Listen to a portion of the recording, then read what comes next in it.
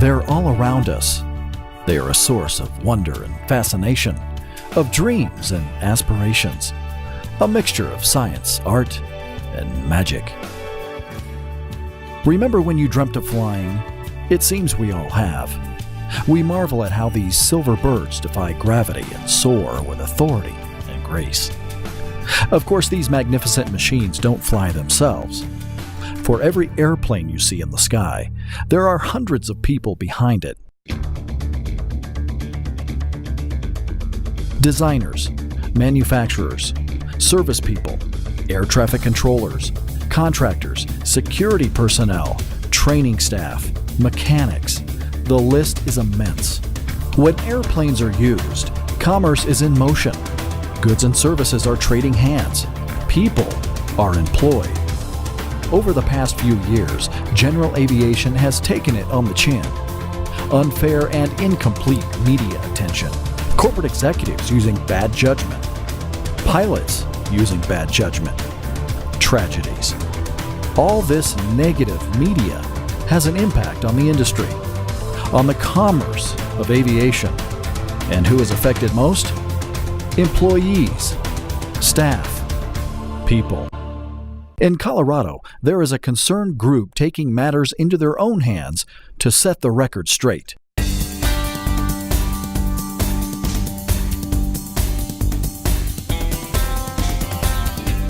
The Colorado Aviation Business Association, or CABA, is a grassroots group of aviation-related business owners and managers volunteering their time to improve communication between the state's general and business aviation industry and the public and local, regional, and federal governments. CABA has a three-pronged approach to accomplishing its mission. The first is through legislative action.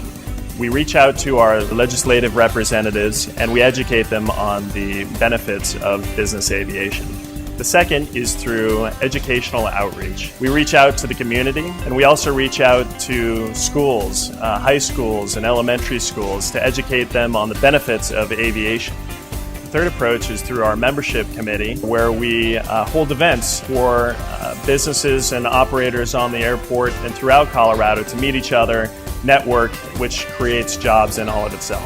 I had worked on the airport for about 6 years, and as much as I saw traffic come in and out at an FBO or was at a flight club and had touched various businesses, it was still very difficult to wrangle down, if you will, who was where and what they were doing and what they were responsible for and how that might be a collaborative effort towards something in the future for scholarships or education or combining businesses, whatever it may be.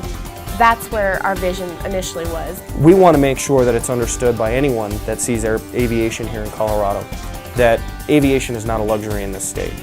It has a tremendous economic impact, not only on the local communities around the airports, where businesses on airport are supporting those local economies, but to more rural areas that may not have access to certain things that are provided access through their general aviation airport.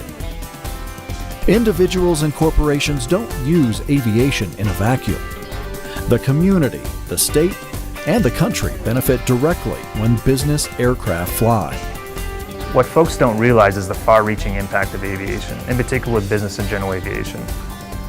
Whether it be that airplane that happens to take off at 2 in the morning, which for us here in the aviation industry, we can speculate that is probably in support of an aeromedical emergency. Or if it's just a general aviation aircraft that's providing flight instruction for a student who's working on his career, supporting his career path. The aviation industry has a very widespread impact.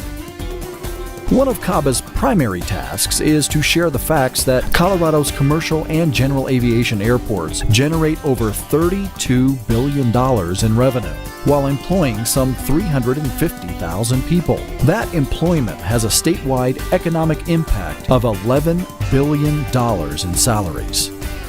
$11 billion. The cumulative salaries paid by aviation-related businesses, finding its way out of the airports to supporting businesses and those they do business with. $11 billion finding its way to neighborhoods, supporting our communities, supporting our families. When you talk to business leaders around the country, they say a community is not even going to be in the running, not even in the consideration, unless I have an airport there that I'm able to use. Because if we think about it, business is global now.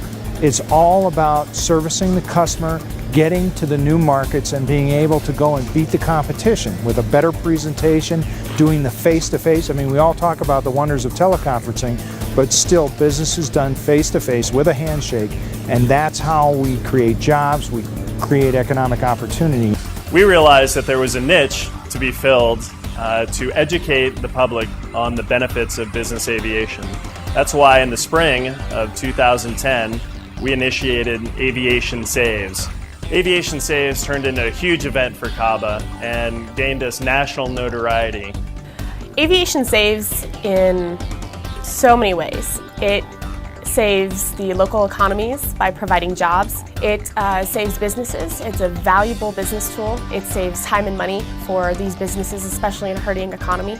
If you want to get fresh fish in Minot, North Dakota, you're using aviation to get it. Fresh flowers. Those kind of things that we take for granted during life. But when you look at general aviation providing the backbone of the rapid response that we're able to do, whether it's life flight helicopters, being able to move organs around the country very quickly. Aviation Saves part of air life is very obvious when you look at it from the patient perspective. I also think that we offer a lot in terms of the economy.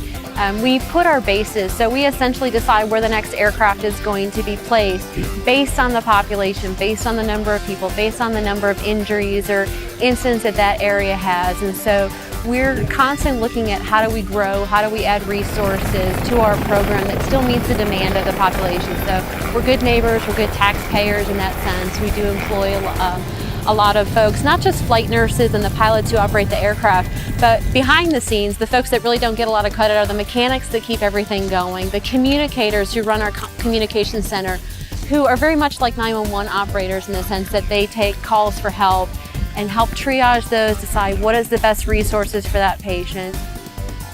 These kind of events really help bring awareness to what the industry is doing, some of the challenges that the industry has, and what we need to do collectively to get the word out and to continue to grow and support our local communities, our states, and our nation. There's less than 500 airports in this country serviced by commercial aviation, and they do a great job, work hard at being able to go and provide services out there. But there's more than 5,000 airports across the country that can serve the large end of business aviation, and we utilize those to be able to connect the rural parts of this country with the rest of the country in a very rapid mode of transportation. The next time you hear or see an airplane, ask yourself, if they all went away, who do I know that might be affected? Chances are, it's more people than you realize. For more information about Colorado aviation, or to find out how you can get involved, visit our website at www.mycaba.org or send us an email at info@mycaba.org.